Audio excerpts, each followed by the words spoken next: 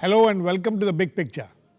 West Bengal, which is one of the three worst debt-ridden states apart from Kerala and Punjab, has demanded an extraordinary 3-year moratorium on payment of interest on its 2.20 lakh crore debt, which works out to rupees 22,000 crores per year.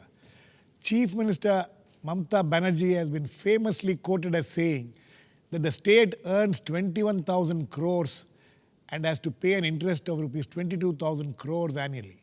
She has blamed the sad state of affairs on the previous left-front governments. She has also indicated that if the centre does not grant her this concession, she will have to take some action, hinting at the forthcoming presidential elections. It is to be noted here that ever since she took over the last year, that the debt as a percentage of state gross domestic product has gone up from 45% to 51.9%. Now, can the centre extend this sop to Bengal and appease Mamta Banerjee? Already Punjab Chief Minister has sought a similar moratorium, not for 3 but 5 years. Kerala is bound to follow. So we are asking the question today, can Mamta force the centre to grant moratorium to Bengal? And looking at what will be the implications of it. To discuss this, I have with me here Nilotpal Basu, Central Committee member of the CPIM, Sukhendu Shekar, Trinamool Congress member in the Rajya Sabha, Dr.Santosh Mehrotra, Director Institute of Applied Manpower Research under the Planning Commission, and Rajesh Mahapatra, Deputy Executive Editor, Hindustan Times. Welcome to all my guests. Let me go to Mr. Roy first. Mr. Roy, Bengal is in a deep crisis. Everybody understands that. Everybody appreciates that fact. But don't you think that if the centre grants such a moratorium on Bengal, other states are bound to follow and this will set a bad precedent? The bad precedence has already been created by the centre when centre announced several packages for several states in the past.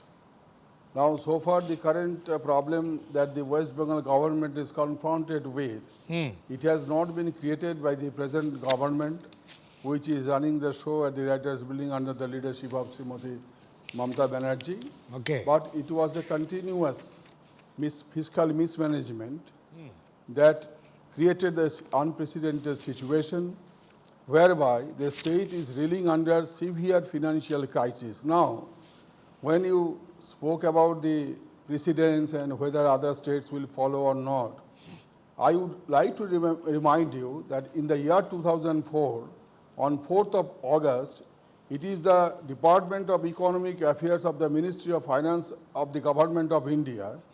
They issued one office memorandum qualifying West Bengal, Kerala and Punjab as the debt-stressed states in India. Right. What was the reason for qualifying West Bengal, Kerala and Punjab and characterizing them as debt-stressed states?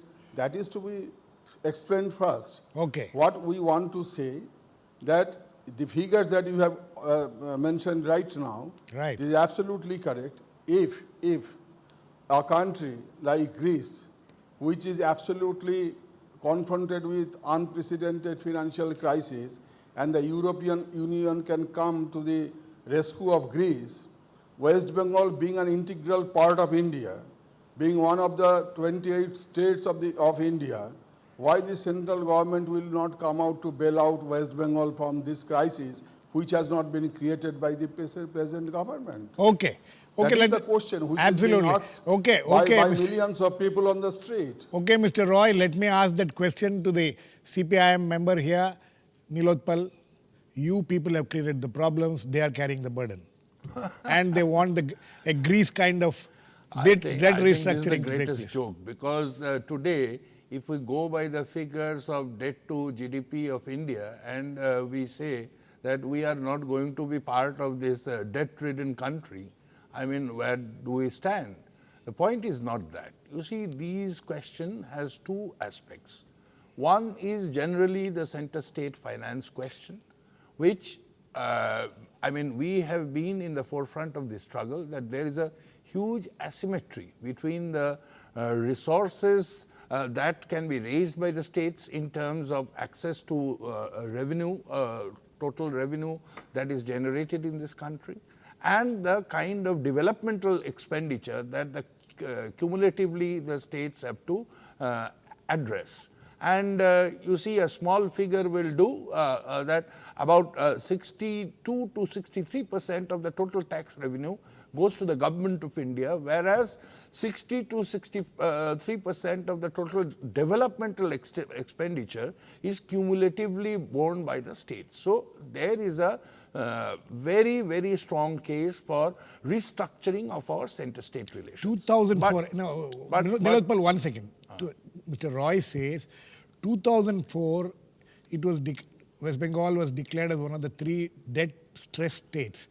From 2004 to 2010, your government was there. I think 6 years you were not able what to. he is saying is, if you go by the budget papers of the present state government in West Bengal, you will find that there is actually surplus of revenue and interest over the expenditure. And during the last 1 year, actually the amount of debt has gone up substantially over what used to be our average debt. And always, it has gone up from 45% to 51%. Pay commission, that is what I'm saying. That is what you should also understand and but research. How did it build up to a 45%? No, that is what I'm saying, that in 1977 also we faced a debt. I mean, did we say that we are not going to, because all these years Congress governments were there? In a federal setup, you cannot take that position. But at the same time, you keep on trying to see how the state's revenue can go up. And unfortunately, the financial situation of the government of India and so many other states are bad. And if you see last few years till we were in the office, actually the debt state GDP ratio had come down to about 39%. 45%. 39%. Anyway. In 2011, when we demitted office, it came down to 39% from about 50%.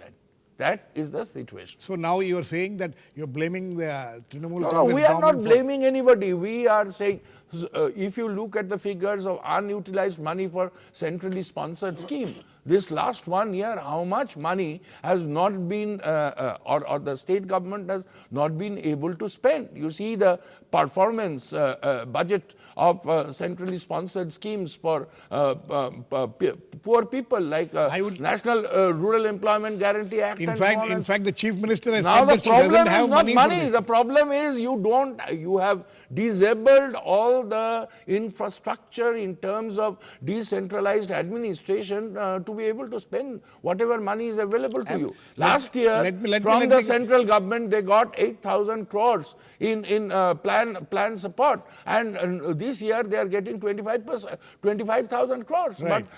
But there is no movement on the ground. That is the whole Mr. problem. Roy, let me get Mr. Roy back on this. Mr. Roy, you heard what Nilotpal says. He says that you people in the last 1 year have not been able to perform, you have not been able to spend money, also which you have got from the center. Yes, I was listening to a speech, public meeting, which normally the politician speaks on the political platform in public meetings. Anyway, the comparison is being drawn between a 34-year-old young man and a 9-month-old baby. And that too, only to criticize, not to make a critical assessment of the situation. When we are harping on the issue, we have stated on the floor of the House that the financial relations between the center and states are to be revisited and readdressed. It is true that on many counts, the states are being deprived. I am not talking about West Bengal, but all the states are being deprived by the center in collection of revenue, taxes, etc. Now, after coming to power, with this dark financial situation, right, how the government can bring forward the developmental schemes that the new government is having and has promised to the people. There lies the predicament. Absolutely. This is why we have not raised the slogan of centers. No, one minute, one Okay, second, okay, you only continue. One Yeah, line. please continue. We are only one line. We are not raising the slogan of stepmotherly attitude towards West Bengal by center as the leftists started from day one when they came to power in 1977 How month can of you? March. In any case, From Mr. day Roy, one till Mr. the Roy, date, no, till Mr. the Roy, date they relinquished, They are part they of the ruling were coalition. continuously raising the slogans of stepmotherly No, attitude you of the can't. center I don't towards think, West Bengal. Mr. Roy, we are I not don't. doing so. No, Mr. Roy. We have just forwarded an appeal. Right. We have just forwarded an appeal on the basis of some reasons and grounds which are genuine and has been accepted and appreciated by the economic experts. Mr. Roy, I don't think you will be able to charge the center of stepmotherly treatment simply because you're part of the central government, you have ministers there, so you're, how can you not doing so. tell? Okay, anyway, let me come to Dr. Mehrotra. Dr. Mehrotra, you have heard the 2 points of view. Where does the problem lie? Well, let me begin by agreeing at least in one respect with both Mr. Roy as well as Mr. Basu by saying that there is a serious fundamental structural problem with the state of center-state fiscal relations, because we are one of the most fiscally centralized countries in the world, despite the fact that we are a federation and we are a democracy. China is much more fiscally decentralized. But that's not the issue here. Frankly, the discussion here is about all the states of the country, of the union, are in the same fiscal relationship with the center. How come that Bengal got to where it is? And I just Or want to, Punjab or Kerala. yes, Why but these three Bengal, states? Bengal situation, I'm sorry to say, and I'm just going to give you the facts. I'm going to give you the facts, is far and away the worst. Just listen to the facts in the year 2009-10, which is the last year of the previous government. 10-11 is the last. Okay, fair enough. The fact is that the facts haven't changed. I'm going to give you, if you give me a chance to give you the facts. Gross fiscal deficit to gross state domestic product, 6.7%, highest among non-special category states. Revenue deficit to state GSDP, 5.6, highest among non-special special category states. Revenue receipts to gross GSDP, lowest among non-special category states. Own tax revenue to gross state domestic product, 4.1, lowest among. I could go on. Okay, so let's just start with the facts. Point one.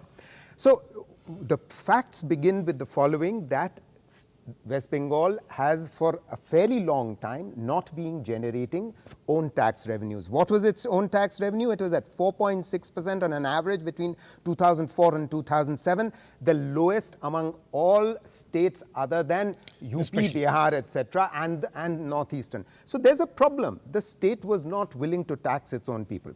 That's on the tax side. On the expenditure side, it was the only state along with Sikkim which didn't have a Fiscal Responsibility and Budget Management Act. Now, you may turn around and say, why do you need a FRBM? It's a neoliberal notion, it's fiscal fundamentalism, but the fact of the matter is that over the 3 or 4 years that the states had FRBMs and the center had FRBMs, you got to a situation where in the early 2000s, states had very high fiscal deficits and primary deficits, and they came down. Fiscal deficit was reduced dramatically in 2007-8, the year before the financial crisis. And you and the central government and the states were able to put in fiscal stimuli when the global financial crisis hit our country, only because our fiscal situation was very consolidated, was reasonably sound. However, you are now down, your growth rate is down. Bengal's growth rate is, among the lowest, 6%, averaging 2006 to 11. It's in no position to put in a fiscal stimuli. The central government is in no, despite the fact that there's a global economic crisis, we've got a problem. We've got a problem. If you do not fiscally, if you go on spending, if you don't tax, you are going to get to the situation you are in. Nilotpal, quickly before I come to Rajesh. No, I think it's good that he raises this because this is the core of neoliberal philosophy that he is articulating. And you see, just today, we had these election results coming out of Greece.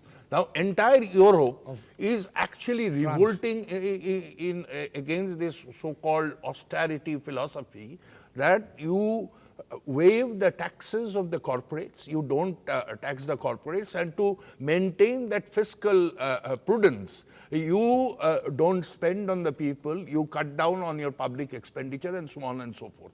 Now, you cannot compare West Bengal with some other states because West Bengal essentially is an agriculture-driven state, and that is why midway in 1994 we attempted to go and I'll come back to you. Industrially driven growth path, and that because in fact that is well known. In fact, that created all the problems for you. Anyway, Rajesh, you think the left front government, successive governments of the left front, over 34 years, as Santosh is pointing out, has failed to create that kind of a growth there, and has increased the debt and created all these problems, which, as Mr. Roy says, is a legacy of the past. Let me, to begin with, I think, let me just go back a few things. See, I think very rightly all of them said, there is one aspect of the inequity that exists in center-state financial relations. Right. There are issues in federal finance, and they are the same for all the states. And there are platforms on which they are being discussed. Right. There are forums at which they are being raised. What is happening with Mamta now, and this has happened when the left was also in power, that every time the issue of West Bengal and the mismanagement of its finances came up, there was this attempt to club them with this inequity that exists in the federal finance structure and sort of get away from the problem, take the attention away from the problem. I do not agree. I mean, I agree that, for a developing country like India, we will always be in debt. Bengal will be in debt. Every other state will be in debt. But the way you manage your debt, what are you doing with that debt? Are you incurring that debt to create asset and ensure future growth? Exactly. Now, that is something which did not happen during the left regime, and one doesn't see that happening during this new regime. Now, to give you an example, very quick example, and Mr. Roy also raised the issue. Now, look, let me play the devil's advocate. Be that as it may, the inequity that exists. As a lender, why should I declare a moratorium if I do not see that you are doing enough not to incur fresh debt again? Absolutely. So what has Mamta done? Now, Mr. Roy talked about being a 9-month-old baby. Right. Now, we know what, if I for a moment concede to Mr. Roy what he says about the 34-year-old left rule and that has brought the state to this mass, what are you doing differently? You are doing nothing differently. In fact, where would the trust build? Let me just give you some figures. In this year's budget, there is nothing that Mamata Banerjee's government has provided for to impress upon anybody that growth is going to accelerate, that assets are going to be created. Whereas, if you look at the heads that have got highest increment, what are those heads? Youth clubs. Now, what is youth club in Bengal? You know about it. These are the addas for your own parties. These are the areas which we have taken up as priority areas to spend. And the problem on revenue front remains. Now, the trust factor, very quickly I will point out two sets of figures. Last year, your revenue deficit was projected at 8,000 crore. It ended up at 17,000 crore. Right. This year, you are projecting it at some 6,500 crore. There is no reason for me to believe that those numbers would be stuck to. So on what basis, even if a lender has to declare a moratorium, where is the blueprint? Absolutely. Mr. Roy, where is the blueprint? And also, the record of your last 9 months doesn't give much, to any, as Rajesh Mahapatra is pointing out to the lender, any indication that you people are cutting down and you people are more disciplined? No, the economic roadmap that the new government has given, that may not satisfy experts like Mr. Mahapatra, but I am not an economist. The roadmap is on the paper. I can understand that. No, please, let me say, I have heard enough of you. Now, the government of India, according to me, neither can act as East India Company, nor it should act like Jagat Seth, as a lender. This is number one. Number two, but that Mr. Roy, for long Mr. Roy, Government, no, please Mr. don't Roy, interfere, don't interfere. No, I have a small point. Then I am leaving. I have a small Then point. I am leaving. You please continue speaking, I am leaving. Please continue. I have a Okay, small point. there's no point in talking to No, you. please, listen to me. You can't go away like that. I have a small point, Mr. Roy. Okay, I think Mr. Roy is not able to answer. The fact of the matter is, out of this, it is not 2,20,000 crores. It's not that all the debt is from the center. They have borrowed from various other sources. So it is not just the center which has to deal with this issue. Anyway, coming to you, Nilotpal, your state colleague doesn't seem to have the patience to hear the question. So now let us come to this issue. If the center, do you first of all? This is not surprising. When you ask them for about facts and figures, this is what happens. This is what happens. This is very unfortunate. Anyway, Nilotpal, do you think that the demand of the West Bengal government for 3-year moratorium, is it an advisable thing for the center? Do you think the center should grant that kind of a moratorium? You see, since this is the new government, Yes. and we have been there in office for 34 years, and for whatever reasons, people have voted us out and voted them in. Right. Therefore, it will not be fair on my part to comment on the demand they are making. But what I can tell you, share with you, is we never made this kind of a demand. And we had always raised this question. You see, Supreme Court had an order that 5,000 crores are to be given to state of West Bengal on coal royalty. It was never given. Last year, the kind of money that the new government has got on plan support, 8,000 crores, we never got that kind of money. But we never complained. All of that money has not flown in yet. And the second question is, you see, you cannot compare West Bengal with other states because West Bengal is still now an agriculture-driven economy. Now, you have created a situation where unless whatever surplus, labor surplus is there in the agriculture, you cannot create an industry to absorb that, and it is on that score. So you are not, anyway, you don't want to commit yourself. But I tell you, the specific of this particular debt, if you see the actual figures, it has shot up after the last pay commission, where the burden of the pay commission has really created problem for a state government and more or less for all state governments. Okay. I don't know where from he is quoting figures, but we had discussions in the parliament subsequent to the finance commission, and that is why, you see, for the first time during this finance commission, it was unprecedented. All the state finance ministers, they were under that empowered committee which was chaired by West Bengal Finance Minister Ashwin Dasgupta, and they gave a unanimous recommendation or proposal to the Finance Commission to address some of the imbalances of this distribution of resources. Okay, Nilotpal, let me get revenue resources. Let me get Mr. Mehrotra. Dr. Mehrotra, my question is, let us assume that the center looks at this demand sympathetically and 22,000 crores per year is waived off for 3 years moratorium is given on that. 66,000 crores get built up in the next 3 years. How will the state government, will it be able to generate that kind of resources in the next 3 years so that the future burden is taken care of? You think it's a sensible decision if the center is going to take it? Well, it's a hard decision. It's a difficult choice. There is a lot of politics involved in this also. It's not for me to go into the Yes. politics of the issue. I think as an I can only address the issue as an economist.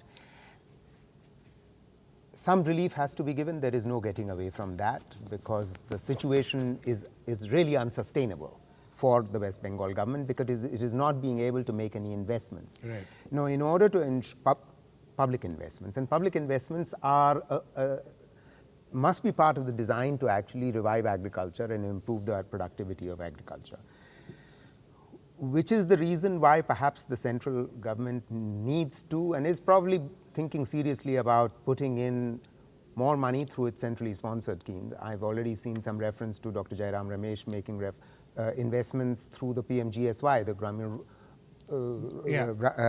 Rural Roads Program. which would be very good because Bengal needs those, because it will help to bring produce from the farm to the market and so on.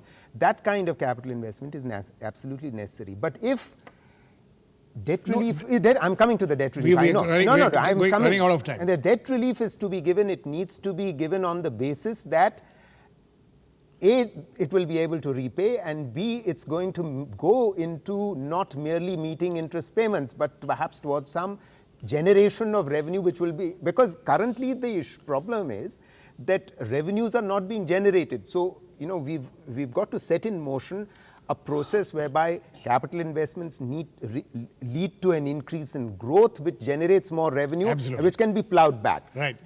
Rajesh, quick words, last words to you. Apparently, the Finance Commission has to take this decision. If the central government now, if they go out of their way and still want to make this concession, give this SOP, it has to have presidential assent. True. And then, which means that other states also will follow. There are constitutional implications. Constitutional implications to it. I think that there are huge political implications as well. Absolutely. It's not going to, let me put it, the question is not whether there should be this moratorium or not. The question is, can the center afford it? Absolutely. And it looks like a very, very tricky question, because you're going to open the Pandora's box. Today it is Punjab and Kerala. Tomorrow Nitish Kumar from Bihar. Day after Akhilesh Yadav. There is not going to be an end to it. He's absolutely right. Please also, let us keep in mind, the center's finances are also not in pretty good shape. Very bad shape. And which is the point I was making earlier. I think we have completely run out of time. It is evident from this short half-an-hour discussion that the center is sitting on a very tricky situation, because if it has to appease its ally, who is an important ally and which the center government needs for various other things, like, for instance, the forthcoming presidential elections, any such concessions are bound to create problems and bound to have a cascading effect, which it may not be able to control later. So the center has to think of all these things carefully before making any such concessions. Anyway, thanks to all my guests. I'm very sorry that Mr. Sukhendu Shekar Roy did not continue and answer some of the questions which have been raised. But anyway, thanks to him for joining us at least till then. Mr. Nilotpal Basu, Dr.Santosh Mehrotra, and Rajesh Mahapatra. Thanks. Please keep watching. We'll come back with another issue on The Big Picture.